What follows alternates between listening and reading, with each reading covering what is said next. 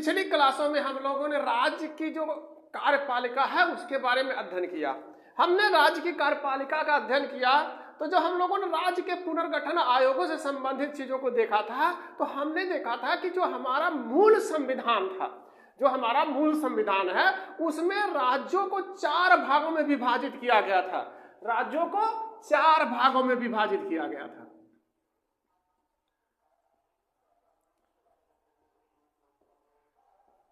चार भागों में विभाजित किया गया था। कौन कौन से राज्य थे?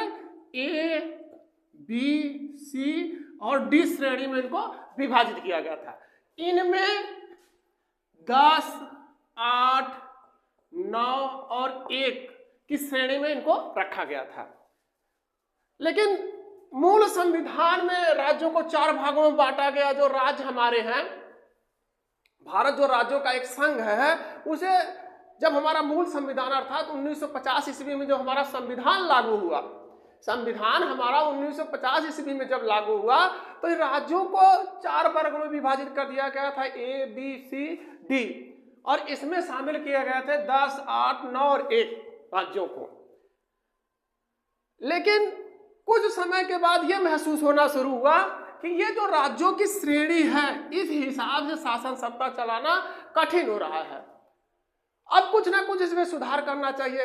काफी विचार विमर्शों के बाद ये फैसला किया गया कि क्यों नहीं एक राज्यों के पुनर्गठन के लिए आयोग का गठन किया जाए। तो इस तरीके से 1953 ईस्वी में राज्य पुनर्गठन आयोग का गठन किया गया। किसकी अध्यक्षता में? न्यायमूर्ति फजल अली की अध्यक्षता में, फजल अली की अध्यक्षता में एक आयोग का गठन कर दिया गया। अब न्यायमूर्ति फजल अली की अध्यक्षता में आयोग का गठन हो गया। आयोग ने काफी सूक्ष्मता से जांच किया। गहन जांच पड़ताल के बाद इसने एक रिपोर्ट प्रस्तुत की। कब प्रस्तुत की? 1956 ईस्वी में इस आयोग ने अपनी रिपोर्ट प्रस्तुत कर दी और इसकी रिपोर्टों के आधार पर राज्य पुनर्गठन अधिनियम पारित किया गया। और इसके लिए क्या कहा गया? जब इसने 1956 ईस्वी में अपनी रिपोर्ट प्रस्तुत कर दी, इनकी रिपोर्टों के आधार पर न्यायमूर्ति फजल अली की अध्यक्षता वाली जो कमेटी थी, उसकी रिपोर्टों के आधार पर संविधान में संशोधन कर दिया गया। कौन सा संविधान संशोधन किया गया? 7वां संविधान संशोधन किया गया। 7वां संविधान संशोधन किया गया। कब किया गया? 1956 ईस्वी में। 1956 ईस्वी में इन्होंने अपनी रिपोर्ट प्रस्तुत की और इनकी रिपोर्टों के आधार पर ही 7वां संविधान संशोधन किया गया 1956 ईस्वी में। और इस संविधान संशोधन से यह कहा गया कि जो ये राज्यों का क्रम है, जो 4 भागों में राज्य विभाजित हैं, ये ठीक नहीं है। अब राज्यों को क्या किया जाए? केवल 2 वर्गों में ही बांटा जाए, केवल 2 वर्गों में ही विभाजित किया जाए। किसके आधार पर कहा गया? 7वां संविधान संशोधन 1956 ईस्वी के आधार पर जब संविधान में संशोधन किया गया और कहा गया कि जो ये राज्यों का क्रम है, राज्यों का जो विभाजन है 4 भागों में है, ये 4 भागों वाला विभाजन ठीक नहीं है। एक काम किया जाए, ये राज्यों को जो है केवल 2 वर्गों में विभाजित किया जाए। 2 वर्गों में कौन कौन से शामिल किए गए? तो एक राज्य और दूसरा संघ राज्य क्षेत्र। संघ राज्य क्षेत्र। इस प्रकार से भारत जो राज्यों का संघ है उसे 2 वर्गों में विभाजित कर दिया गया, एक राज्य और दूसरा संघ राज्य क्षेत्र। संघ राज्य क्षेत्र का मतलब केंद्र शासित प्रदेश वाला मामला है। संपूर्ण भारत के राज्यों को 2 वर्गों में विभाजित करके शासन सत्ता चलाने का प्रयास किया गया। तो हम लोगों ने जो पिछली क्लासों में राज्यों को देख लिया था, राज्यों से संबंधित जो भी बेसिक चीजें थी उस पर हम लोगों ने विस्तार से चर्चा कर लिया। आज की क्लास में हम लोग बात करेंगे संघ राज्य क्षेत्र। संघ राज्य क्षेत्र से संबंधित जो भी चीजें हैं उस पर आज हम की क्लास में हम लोग विस्तृत चर्चा करेंगे। तो पॉलिटिक्स की इस क्लास में सबसे पहले हम ये देखते हैं कि ये संघ राज्य क्षेत्र संविधान में उल्लिखित कहां पर है, संविधान के किस भाग में इसका उल्लेख है। तो संविधान के अध्याय 8 में इसका उल्लेख है और अध्याय 8 में विशेष तौर पर इसके लिए कौन से अनुच्छेद उल्लिखित किए गए हैं? तो ये अनुच्छेद हैं 239 से लेके अनुच्छेद 242 तक, और ये अनुच्छेद 242 तक में जो है संघ राज्य क्षेत्रों का वर्णन किया गया। अब यहां से एक चीज और हम देखते हैं कि जब 7वां संविधान संशोधन 1956 ईस्वी के द्वारा राज्यों का पुनर्गठन किया गया, तो उसमें जो है राज्यों में कितनी संख्या हुई और केंद्र शासित प्रदेशों में संख्या हुई। तो इसमें जैसे इस समय वर्तमान में 28 राज्य और 8 केंद्र शासित प्रदेश हैं, तो 28 राज्य वाला जो मामला था इसको हम लोगों ने पिछली क्लास में देख लिया था कि शासन सत्ता कैसे चलती है, या वहां का जो है संवैधानिक प्रमुख कौन है, वास्तविक प्रमुख कौन है, इन सब चीजों पर हम लोगों ने चर्चा कर लिया। आज की क्लास में हमें देखना है अध्याय 8 के अंतर्गत जो अनुच्छेद 239 और अनुच्छेद 242 वर्णित है, इससे संबंधित जो भी चीजें हैं हम लोग आज की क्लास में विस्तृत चर्चा करेंगे। तो आज की क्लास को हम शुरू करते हैं। तो सबसे पहले ये अनुच्छेद 39 और अनुच्छेद 242 से वर्णित क्या है। अनुच्छेद 239 ये सीधे सीधे संघ राज्य क्षेत्र के प्रशासनिक कार्यों का वर्णन करता है कि इस पे शासन सत्ता कैसे चलती है। तो इस पर शासन सत्ता चलती है राष्ट्रपति के द्वारा। देखिए कह रहा है कि संघ राज्य क्षेत्र, संघ अर्थात केंद्र शासित प्रदेश, संघ अर्थात राज्य वाला, संपूर्ण भारत का जो संघ है, संसद है, राष्ट्रपति उसका प्रमुख है। अब शासन सत्ता किसके द्वारा चलेगी, तो संघ के द्वारा चलेगी, क्योंकि अपनी भाषा में समझिए कि संघ का राज्य है क्षेत्र वाला, ये जो क्षेत्र है, ये राज्य है, वो किसका है, संघ का है। शासन सत्ता कौन चलाएगा, तो राष्ट्रपति उस पर शासन सत्ता चलाता है। इसका वर्णन कहाँ है, अनुच्छेद 239 में क्या कहता है कि ये विशेष तौर पर संघ राज्य क्षेत्र के प्रशासनिक चीजों की चर्चा करता है, प्रशासनिक कार्यों का उल्लेख करता है। प्रशासनिक कार्यों में ये क्या कहता है कि इस पर शासन सत्ता राष्ट्रपति द्वारा चलाई जाएगी। प्रशासनिक कार्यों की देखरेख कौन करेगा, राष्ट्रपति करेगा। अब आप बताइए, राष्ट्रपति संघ में बैठा हुआ है और संपूर्ण शक्ति का केंद्र उसके हाथों में है। अगर वो शासन सत्ता चलाने चले कि जो 8 राज्य हैं संघ शासित प्रदेश, उन पर चलाने चले, तो पता चला कि इस महीने वहां की शासन सत्ता देखने पहुंचा है, अगले महीने वहां की शासन सत्ता देखने पहुंचा है। इसी बीच में क्या पता चला कि पिछले महीने जिस राज्य में बैठा हुआ था, शासन सत्ता चला रहा था, कुछ अकस्मात कार्य ऐसे फंस गए, फिर वहां पर जाना पड़ रहा है। बाकी शासन सत्ता कैसे चलेगी। शासन सत्ता चलाने के लिए राष्ट्रपति अगर राज्यों में जाके बैठेगा तो उसके पद की गरिमा का क्या होगा। हम लोगों ने देखा है, हम लोगों ने समझा है कि हमारे यहाँ का राष्ट्रपति संविधान के अनुसार ब्रिटेन के सम्राट के समान है। इतने बड़े पद पर बैठा हुआ व्यक्ति अगर राज्यों में शासन सत्ता चलाए, जाके एक राज्य के से दूसरे राज्य में जाके अपनी कार्यपालिका के देख रेख करे, तो उसके पद की गरिमा का क्या ख्याल होगा, पद की गरिमा कहाँ बचेगी। तो इसलिए कहा गया कि जो राष्ट्रपति है, शासन सत्ता संघ में तो उसी के द्वारा चलेगी, लेकिन राष्ट्रपति क्या करता है कि अपना एक प्रतिनिधि नियुक्त कर देता है राज्यों में, वो अपना प्रतिनिधि नियुक्त कर देता है और इसी प्रतिनिधि के माध्यम से संघ राज्य क्षेत्रों में शासन सत्ता चलती है। अब विभिन्न संघ राज्य क्षेत्र हैं, जैसे 8 संघ राज्य क्षेत्र हैं, तो इन संघ राज्य क्षेत्रों में इसके प्रतिनिधि अर्थात प्रशासक को विभिन्न नामों से जाना जाता है। किसी संघ राज्य में इसे कुछ कहा जाता है, जैसे अगर हम बात करें दिल्ली है, चेरी है, अंडमान निकोबार द्वीप समूह, क्या कि दिल्ली,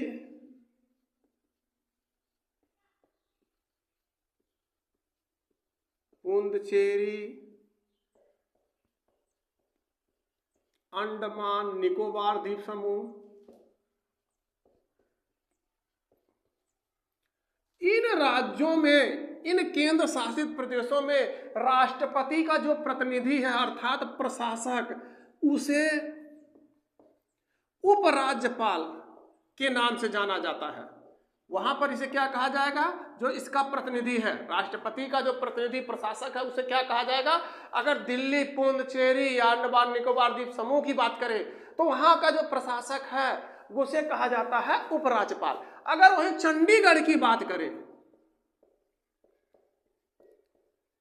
चंडीगढ़, तो यहाँ के प्रशासक को, चंडीगढ़ के प्रशासक को मुख्य आयुक्त कहा जाता है। मुख्य आयुक्त के माध्यम से शासन सत्ता चलती है। राष्ट्रपति ने अपनी शासन सत्ता को बेहतरीन तरीके से चलाने के लिए प्रतिनिधि नियुक्त कर दिया। प्रतिनिधियों को विभिन्न नामों से जाना जाता है। अलग अलग राज्यों में, अलग अलग केंद्र शासित प्रदेशों में इन्हें अलग अलग पद नामों से जाना जाता है। इस प्रकार से शासन सत्ता चलनी शुरू हुई।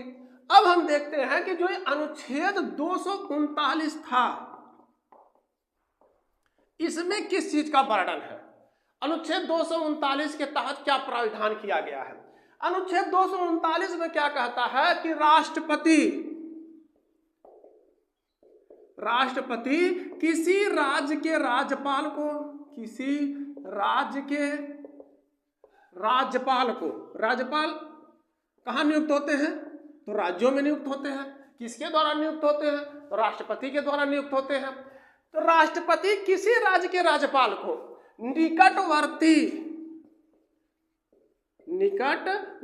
अर्थात पड़ोसी संघ राज्य क्षेत्र का उपराज्यपाल अर्थात प्रशासक नियुक्त कर सकता है। प्रशासक नियुक्त कर सकता है। क्या करा भाई, किसी राज्य में भी राज्यपाल की नियुक्ति कौन करता है, राष्ट्रपति करता है।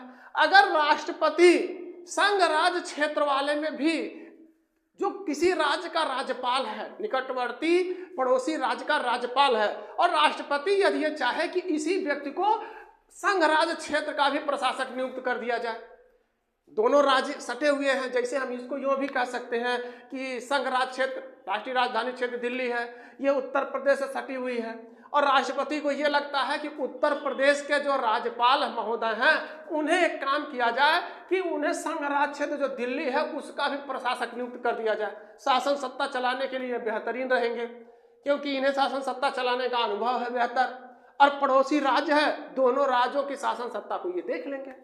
तो यह विवेक राष्ट्रपति के ऊपर छोड़ दिया जाए, यह राष्ट्रपति फैसला करता है। भाई आपको मालूम कि राष्ट्रपति तो कोई फैसला करता नहीं है, लेकिन संविधान में किसके नाम से संबोधन किया गया है, राष्ट्रपति के नाम से संबोधन किया गया है।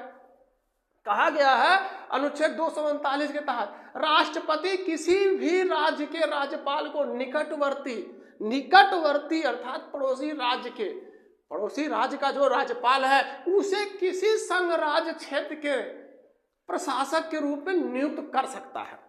और जो व्यक्ति प्रशासक अर्थात उपराज्यपाल या मुख्य आयुक्त के रूप में नियुक्त होता है या प्रशासक के रूप में नियुक्त होता है, उपराज्यपाल की बात करेगा तो दिल्ली, पांडिचेरी, अंडमान निकोबार द्वीप समूह, चंडीगढ़ की बात करेगा तो मुख्य आयुक्त, या अन्य केंद्र शासित प्रदेशों की बात करेगा तो हम सीधे सीधे कह सकते हैं कि जो प्रशासक नियुक्त होता है, प्रशासक के रूप में नियुक्त होने वाला व्यक्ति, जो भी व्यक्ति, जैसे कोई भी राज्यपाल नियुक्त है वो निकटवर्ती संघ राज्य क्षेत्र का प्रशासक नियुक्त कर दिया गया, तो जो प्रशासक के रूप में नियुक्त होने वाला व्यक्ति है, राज्यपाल के रूप में जो व्यक्ति बैठा हुआ था वो प्रशासक नियुक्त हो गया, तो प्रशासक के रूप में अपने कृत्यों का प्रयोग, देखिए ध्यान दीजिएगा, प्रशासक के रूप में अपने कृत्यों का प्रयोग मंत्रिपरिषद से स्वतंत्र रूप से करेगा। राज्यपाल क्या है, राज्यपाल का कार्य क्या है कि वो कोई भी कार्य करेगा मंत्रिपरिषद सलाह के लेके ही करेगा, मंत्रिपरिषद के अनुसार ही करेगा। लेकिन अगर वही व्यक्ति किसी संघ राज्य क्षेत्र का प्रशासक नियुक्त हो गया तो वह कोई भी कार्य करना चाहे, अपने कृत्यों का प्रयोग करना चाहे तो मंत्रिपरिषद से स्वतंत्र रूप से कर सकता है। मंत्रिपरिषद उसमें कुछ मामलों में बेहद दखलंदाजी नहीं कर सकती है। लेकिन अगर वो राज्यपाल है, राज्यों का प्रमुख है, तो जो भी कार्य करेगा वो अपने मंत्रिपरिषद के परामर्श पर ही करेगा। लेकिन वही व्यक्ति अगर किसी संघ राज्य क्षेत्र का प्रशासक नियुक्त हो गया तो अपने कृत्यों का प्रयोग करने के लिए वो स्वतंत्र है, मंत्रिपरिषद से स्वतंत्र रूप से प्रयोग कर सकता है। अब आपके दिमाग में एक चीज आई होगी कि हमारा जो मूल संविधान लिखा गया तो उसमें किसी भी संघ राज्य क्षेत्र के लिए ना तो विधानसभा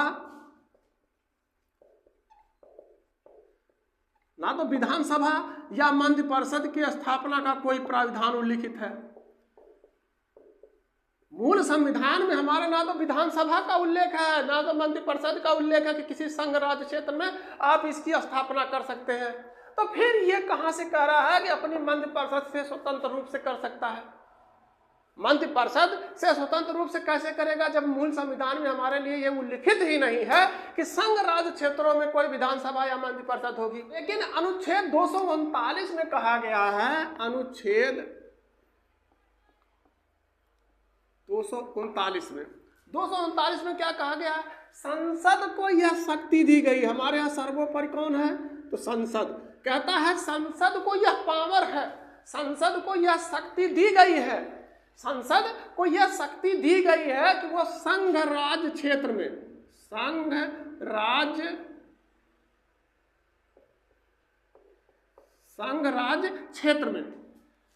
शासन सत्ता को चलाने के लिए, संघ राज्य क्षेत्र के प्रशासन को ठीक तरीके से चलाने के लिए क्या कहता है? संसद को यह शक्ति है कि संघ राज्य क्षेत्र प्रशासन को चलाने के लिए विधि के अनुसार, कानून के अनुसार संसद को यह पावर दी गई, संसद को यह शक्ति दे दी गई है कि किसी केंद्र शासित प्रदेश की शासन सत्ता को चलाने के लिए, प्रशासन को चलाने के लिए विधि के अनुसार अन्य प्रावधान कर सकता है। कौन कर सकता है? तो संसद अन्य प्रावधान कर सकती है। संसद को शक्ति है कि शासन सत्ता को चलाने के लिए कोई अन्य प्रावधान कर सकती है। और इसी का लाभ उठाते हुए संसद ने क्या किया? इसी शक्ति का प्रयोग करते हुए संसद ने क्या किया? 14वां संविधान संशोधन कर दिया।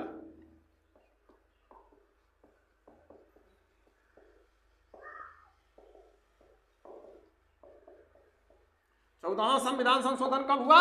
1962 ईस्वी में हुआ। और इस संविधान संशोधन के द्वारा क्या प्राविधान किया गया, कहां पर परिवर्तन किया गया? तो इसी अनुच्छेद 239 में 2 उपबंध जोड़ दिए गए। कौन से? अनुच्छेद 239 का और अगला अनुच्छेद इसमें क्या जोड़ा गया और क्या परिवर्तन किया गया? अनुच्छेद 239 का में एक और उपबंध जोड़ दिया गया, 2। इनमें वर्णित क्या किया गया? अनुच्छेद 239 के का में क्या वर्णन किया गया? अनुच्छेद 239 के का में कहा गया कि भाई संसद को यह पावर दे दी गई कि आप संघ राज्य क्षेत्र में प्रशासन को ठीक तरीके से चलाने के लिए कोई अन्य प्राविधान कर सकते हैं। उसका लाभ उठाते हुए उसी शक्ति का प्रयोग करते हुए संसद ने संविधान में संशोधन कर दिया। संविधान संशोधन 1962 ईस्वी में हो गया, 14वां संविधान संशोधन। और उस संविधान संशोधन में अनुच्छेद 239 के का में यह उपबंध कर दिया गया कि संघ अर्थात संसद कुछ संघ राज्य क्षेत्र में, कुछ संघ राज्य क्षेत्र में विधानमंडल या मंत्रि परिषद इन दोनों का सृजन कर सकती है। विधानमंडल का सृजन कर सकती है, मंत्रि परिषद का सृजन कर सकती है, या इन दोनों का सृजन कर सकती है। यह संसद को शक्ति दे दी गई। और इसी संविधान संशोधन के द्वारा 14वां संविधान संशोधन 1962 के द्वारा जो अनुच्छेद 239 के का के तहत संसद को शक्ति मिली, इसी शक्ति के तहत संसद ने क्या किया? पुंदुचेरी में विधानसभा की स्थापना कर दी। विधानसभा के द्वारा इसका कार्य चलाना प्रारंभ कर दिया। पुंदुचेरी की जो विधानसभा की स्थापना की गई, उसे 30 सदस्यीय विधानसभा के साथ पुंदुचेरी ने अपन शासन सत्ता चलाना शुरू कर दिया। लेकिन यहाँ पर यह ध्यान दीजिएगा कि ऐसा नहीं कि पुंदुचेरी जो है विधानसभा की स्थापना हो गई तो वहाँ पर जो है प्रशासक की नियुक्ति नहीं होगी या प्रशासक की शक्ति कमजोर हो जाएगी। ऐसा कुछ भी नहीं। पुंदुचेरी में विधानसभा की स्थापना हुई, लेकिन संघ राज्य क्षेत्र के तहत ही वो कार्य करेगा। अनुच्छेद 239 का के तहत संसद को यह शक्ति दी गई कि किसी भी राज्य में या कुछ संघ राज्य क्षेत्रों में विधानसभा या विधान परिषद की स्थापना कर सकती है, और इसी का प्रयोग करते हुए उसने पुडुचेरी में विधान परिषद सभा की स्थापना कर दी। लेकिन अगला हम लोगों ने एक अनुच्छेद उसमें देखा था, अनुच्छेद 239 के का दूसरा उपबंध, इसमें क्या उल्लेखित कर दिया गया? देखिए थोड़ा सा इसमें फर्क देखना अनिवार्य है, क्योंकि यहीं से पेपर में प्रश्न निकलता है। अनुच्छेद 239 का के 2 में क्या वर्णित किया गया कि ये जो विधानमंडल या विधानसभा है, विधानसभा या मंत्रिपरिषद, विधानसभा या मंत्रिपरिषद के सृजन हेतु, विधान परिषद के सृजन हेतु, सृजन का मतलब कि निर्माण करने हेतु, निर्माण के लिए विधानसभा या मंत्रिपरिषद के सृजन हेतु बनाई गई विधि,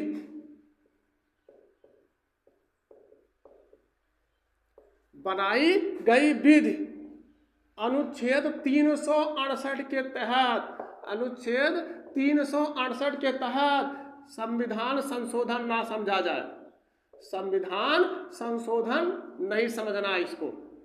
देखिए संविधान में तो संशोधन हो रहा है, लेकिन चूंकि अनुच्छेद 239 के 2 में यह वर्णित कर दिया गया कि आप बेशक संविधान में संशोधन हो रहा है, बेशक संविधान में परिवर्तन हो रहा है, लेकिन आप इसको यह नहीं समझेंगे कि संविधान संशोधन है। यहां से पेपर में प्रश्न बनता है कि जो पुडुचेरी विधान सभा की स्थापना हुई है, जो ये पुडुचेरी में विधान सभा की स्थापना हुई है, ये कौन से संविधान संशोधन के द्वारा हुई है? तो आप तुरंत कहिएगा कि पुडुचेरी में विधान सभा की जो स्थापना हुई है ये किसी संविधान संशोधन के द्वारा नहीं हुई है, बल्कि इसकी स्थापना कैसे हुई? तो संसदीय विधि द्वारा हुई है, संसदीय विधि के द्वारा पुडुचेरी में विधानसभा की स्थापना की गई है। बेशक ये संविधान संशोधन हो रहा है, लेकिन अनुच्छेद 239 का के दूसरे उपबंध में क्या उल्लेखित कर दिया गया कि ये जो विधानसभा या मंत्रिपरिषद की स्थापना करेगी संसद, 14वें संविधान संशोधन 1962 में संशोधन किया गया, उसके द्वारा किसी भी राज्य में या कुछ संघ राज्यों में ये संसद को यह शक्ति दी गई है कि वो विधानसभा या मंत्रिपरिषद की स्थापना कर सकती है। लेकिन वही जैसे अगला भी उपबंध लिख दिया गया कि इस हेतु बनाई गई विधि अनुच्छेद 368 के अंतर्गत संविधान संशोधन नहीं समझा जाए। चश्मा आप उतार दीजिए, आप चश्मा दूसरा लगाइए, बेशक सीधे दिख रहा है कि संविधान में संशोधन हो रहा है, लेकिन उसे क्या कहना है कि संविधान में संशोधन नहीं हो रहा है। इसके तहत पुडुचेरी में विधानसभा की जो स्थापना हुई थी वो किस तरीके से हुई थी? तो ये संसदीय विधि के द्वारा हुई थी। पुडुचेरी में विधानसभा की स्थापना हो गई। ये 30 सदस्यीय विधानसभा के सदस्यों की संख्या कितनी हुई? 30। ये जो पुडुचेरी में विधानसभा की स्थापना है, अन्य राज्यों के विधानसभा के समान ही प्राविधान है। विधानसभा में जो प्राविधान है अन्य राज्यों के समान ही है, किंतु शक्ति के मामले में विधानसभा, यहाँ की विधानसभा अन्य राज्यों के शक्ति के मामले में थोड़ा सा कमजोर है। प्रावधान अन्य राज्यों के समान ही है, अन्य राज्यों के समान ही विधानसभा का प्रावधान यहाँ भी है, लेकिन शक्ति के मामले में अन्य राज्यों से थोड़ा सा कमजोर है। यहाँ पर विधानसभा की स्थापना कर दी गई। पुडुचेरी में 30 सदस्यीय विधानसभा की स्थापना हुई। 30 सदस्यों का निर्धारण कैसे होता है? तो ये आप जानते हैं कि जनसंख्या के आधार पर सदस्यों का निर्धारण होता है कि इतने राज्यों के लिए इतने जनसंख्या पर एक प्रतिनिधि होगा विधानसभा का। सांसदों की बात होती थी तब भी हमने आपको बताया था कि जनसंख्या के आधार पर इसका निर्धारण होता है। तो यहाँ पर 30 सदस्यीय विधानसभा के साथ पुडुचेरी ने अपना कार्य शुरू कर दिया। अब विधानसभा हो गई तो इसलिए मंत्रिपरिषद की भी स्थापना हुई। मंत्रिपरिषद, और इस मंत्रिपरिषद का प्रमुख कौन होता है? तो जैसे कि मुख्यमंत्री सभी जगह है, तो यहाँ का भी प्रमुख मुख्यमंत्री होगा। लेकिन हमने भी आपको पीछे बताया था कि संघ राज्य क्षेत्रों में सीधे सीधे राष्ट्रपति के द्वारा शासन सत्ता चलती है। तो राष्ट्रपति ने क्या किया कि अपना प्रशासक नियुक्त कर दिया। अब यहाँ पर देखिए फर्क मालूम होगा कि मुख्यमंत्री की जरूरत क्यों है और प्रशासक की जरूरत क्यों है, या मुख्यमंत्री का कार्य क्या है, मंत्रिपरिषद का कार्य क्या है। राष्ट्रपति ने अपना प्रतिनिधि नियुक्त कर दिया, प्रशासक, ये प्रशासक राष्ट्रपति द्वारा नियुक्त होते हैं कितने समय के लिए, अर्थात इनका कार्यकाल कितना है, तो ये इनका कार्यकाल है 5 वर्ष, ये 5 वर्ष के लिए नियुक्त होते हैं। प्रशासक कार्यपालिका का सर्वोच्च प्रशासनिक अधिकारी है, मुख्यमंत्री नहीं, कार्यपालिका का सर्वोच्च प्रशासनिक अधिकारी ये प्रशासक है। प्रशासक कार्यपालिका का सर्वोच्च प्रशासनिक अधिकारी है जिसकी नियुक्ति राष्ट्रपति द्वारा 5 वर्ष के लिए होती है। अब मुख्यमंत्री या मंत्रिपरिषद का कार्य क्या है, तो मुख्यमंत्री या मंत्रिपरिषद का कार्य जो अन्य राज्यों में है उसी के समान यहां भी थोड़ा बहुत है। क्या है, प्रशासनिक कार्यों में, प्रशासनिक कार्यों में सहायता एवं सलाह देने के लिए मंत्रिपरिषद का गठन किया गया। किसको, प्रशासक को। अगर दिल्ली, पुडुचेरी और अंडमान निकोबार द्वीप समूह की बात करेगा तो उपराज्यपाल को प्रशासनिक कार्यों में सहायता एवं सलाह देने के लिए मंत्रिपरिषद का गठन किया गया और मंत्रिपरिषद ने प्रशासक को सहायता एवं सलाह देना शुरू कर दिया। लेकिन अगर किसी बात पर मतभेद हो जाए दोनों के बीच, अगर मतभेद हो जाए, भाई जाहिर सी बात है कि जब 2 आदमी कार्य करेंगे तो कहीं ना कहीं मतभेद के पूरे चांस बनते हैं, अवसर बनते हैं। क्यों, क्योंकि शायद कोई राजनीतिक कारण हो, सामाजिक कारण हो, या आप कुछ करना चाह रहे हो, वो कुछ करना चाह रहे हैं। अगर किसी भी विषय पर इन दोनों के बीच मतभेद हो जाए तो इस मतभेद, जिस विषय पर इनका मतभेद है, उस विषय को राष्ट्रपति के पास भेजा जाएगा और राष्ट्रपति जो भी निर्णय लेगा उसी के अनुसार कार्य करना होगा। पुडुचेरी विधानसभा के समान ही दिल्ली में भी विधानसभा की स्थापना की गई। कब किया गया, तो इसके लिए 69वां संविधान संशोधन किया गया। 69वां संविधान संशोधन किया गया। 69वां संविधान संशोधन कब किया गया, तो 1991 ईस्वी में। ये क्या किया गया, दिल्ली में भी विधानसभा की स्थापना कर दी गई। इसको हम लोग कल की क्लास में देखेंगे कि दिल्ली में विधानसभा का प्रावधान कैसे किया गया, इसके लिए क्या प्रशासनिक व्यवस्था है।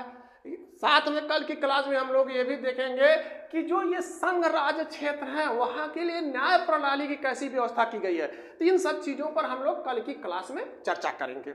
बस हमें केवल आज इतना ही देखना है कि 69वां संविधान संशोधन 1991 ईस्वी के द्वारा दिल्ली में विधानसभा की स्थापना कर दी गई। बताने का प्रमुख कारण क्या है कि दिल्ली विधानसभा और पुडुचेरी विधानसभा, दोनों विधानसभाओं को राष्ट्रपति के निर्वाचक मंडल में शामिल कर लिया गया। कब शामिल किया गया, तो 70वां संविधान संशोधन के द्वारा। 70वां संविधान संशोधन ये कब हुआ, तो 1992 ईस्वी में हुआ। 70वां संविधान संशोधन 1992 ईस्वी के द्वारा दिल्ली विधानसभा के साथ ही पुडुचेरी विधानसभा को भी राष्ट्रपति के लिए निर्वाचन करने की शक्ति प्रदान कर दी गई। राष्ट्रपति के इलेक्शन में वोट डालने की शक्ति प्रदान कर दी गई। राष्ट्रपति के निर्वाचक मंडल में कौन शामिल है, तो राज्य विधानसभा के निर्वाचित सदस्य शामिल होते हैं। तो ये पुडुचेरी और दिल्ली विधानसभा दोनों को 70वां संविधान संशोधन 1992 ईस्वी के द्वारा यह शक्ति प्रदान कर दी गई कि आप राष्ट्रपति के निर्वाचक मंडल में शामिल हो सकते हैं। दिल्ली या पुडुचेरी के जो प्रशासक हैं उन्हें अध्यादेश जारी करने की शक्ति प्राप्त है। अध्यादेश कैसे जारी करते हैं, तो ये अनुच्छेद 239 के ख के तहत प्राप्त है इनको कि जो प्रशासक हैं, प्रशासक इन्हें अध्यादेश जारी करने की शक्ति प्राप्त है। अध्यादेश जारी कब होते हैं, अध्यादेश जारी कौन करता है, तो पहले पिछले क्लास में हम लोगों ने देखा था कि अगर राज्य का मामला है तो राज्यपाल जारी करता है और अगर संघ का मामला है तो राष्ट्रपति जारी करता है। अब यहाँ संघ राज्य क्षेत्र का मामला है तो यहाँ पर जो प्रशासक है वो अध्यादेश जारी करता है। अध्यादेश जारी कब होता है, जब विधानसभा का सत्र नहीं चल रहा हो, विधानसभा का सत्र नहीं चल रहा हो, विधानसभा का सत्र नहीं चल रहा है तो ही अध्यादेश जारी होगा। अध्यादेश जारी करने का कारण क्या बनता है, जब विधानसभा का सत्र नहीं चल रहा, विधानसभा उसमें कार्यवाही में नहीं है और प्रशासक को ये लगे कि स्थिति ऐसी बन गई है कि कार्रवाई करना असंभावी है, यदि कार्रवाई नहीं हुई, यदि कार्रवाई नहीं की गई तो परिस्थितियां अत्यंत गंभीर हो सकती है, तो इसके लिए प्रशासक क्या कर सकता है? अध्यादेश जारी कर सकता है। लेकिन इस प्रशासक को अध्यादेश जारी करने के पूर्व राष्ट्रपति का निर्देश प्राप्त करना अनिवार्य है। राष्ट्रपति के निर्देश पर ही प्रशासक उस संघ राज्य क्षेत्र के लिए अध्यादेश जारी कर सकता है। और अगर अध्यादेश को वापस लेना है तो राष्ट्रपति के पूर्व निर्देश पर ही प्रशासक अध्यादेश को वापस ले सकता है। राष्ट्रपति ने निर्देशित कर दिया प्रशासक को कि आप अध्यादेश जारी कर दिए। अध्यादेश जारी करने के बाद अध्यादेश को वही शक्ति प्राप्त है जो राज्य विधानसभा अर्थात संघ राज्य क्षेत्र की विधानसभा द्वारा पारित विधेयकों को प्राप्त है। शक्ति वही इनको प्राप्त है। लेकिन जब विधानसभा का सत्र आहूत होगा, विधानसभा पुनः कार्रवाई करेगी, तो इसे 6 सप्ताह के भीतर, 6 सप्ताह के अंदर विधानसभा से पारित करवाना अनिवार्य है। यदि विधानसभा ने अध्यादेश को स्वीकार कर लिया, तो अध्यादेश अधिनियम या विधि बन जाएगा। लेकिन अगर यदि अस्वीकार कर दिया तो अध्यादेश स्वतः समाप्त हो जाएगा। अन्य संघ राज्य क्षेत्रों में शासन सत्ता राष्ट्रपति द्वारा नियुक्त प्रशासक के द्वारा चलती है। अगर पुडुचेरी, दिल्ली, अंडमान निकोबार द्वीप समूह की बात करें तो वहाँ का प्रशासक को उपराज्यपाल कहते हैं। चंडीगढ़ के प्रशासक को मुख्य आयुक्त कहते हैं। तो ये प्रशासकों के माध्यम से राष्ट्रपति अपनी शासन सत्ता चलाते हैं। अब ये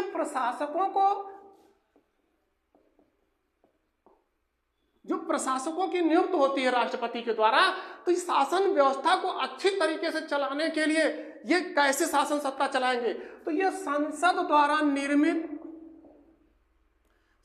द्वारा निर्मित विधि के अनुसार ये शासन सत्ता चलाते हैं। निर्मित विधि के अनुसार ही ये शासन सत्ता चलाते हैं राज्यों में। इसके लिए प्राविधान क्या किया गया? अनुच्छेद 240 लिखा गया। अनुच्छेद 240 में क्या है कि राष्ट्रपति संघ राज्य क्षेत्र के शांति, प्रगति, सुशासन के साथ शासन सत्ता चलाने के लिए भी नियम बना सकती है। इसे ये पावर है, राष्ट्रपति को ये शक्ति दी गई है अनुच्छेद 240 के तहत कि जो संघ राज्य क्षेत्र अर्थात केंद्र शासित प्रदेश है उनमें शांति बनी रहे, उसका प्रगति हो, अच्छे तरीके से शासन सत्ता चले, इसके लिए आप नियम बना सकते हैं। राष्ट्रपति तो नियम बनाएगा नहीं, तो संसद द्वारा निर्मित विधि के अनुसार ही ये प्रशासक शासन सत्ता चलाते हैं। लेकिन संविधान में क्या है कि राष्ट्रपति को यह शक्ति दी गई है कि संघ राज्य क्षेत्र में शांति बनी रहे, उसकी प्रगति हो, अच्छी तरीके से शासन सत्ता चले, इसके लिए आप नियम बना सकते हैं। आज की क्लास में बस इतना ही। हम लोग कल की क्लास में देखेंगे जो दिल्ली संघ शासित क्षेत्र है, संघ राज्य क्षेत्र दिल्ली है, उसमें किस तरीके से विधानसभा की स्थापना की गई या उसकी प्रशासनिक व्यवस्था कैसे चलती है। साथ में हम लोग देखेंगे कि इस संघ राज्य क्षेत्र के लिए न्याय प्रणाली का क्या प्राविधान है, किस संघ राज्य क्षेत्र के लिए हाई कोर्ट की व्यवस्था है और कहाँ कहाँ पर नहीं है। तो हम लोग इसको देखते हैं कल। तो मिलते हैं कल एक बेहतरीन क्लास के साथ।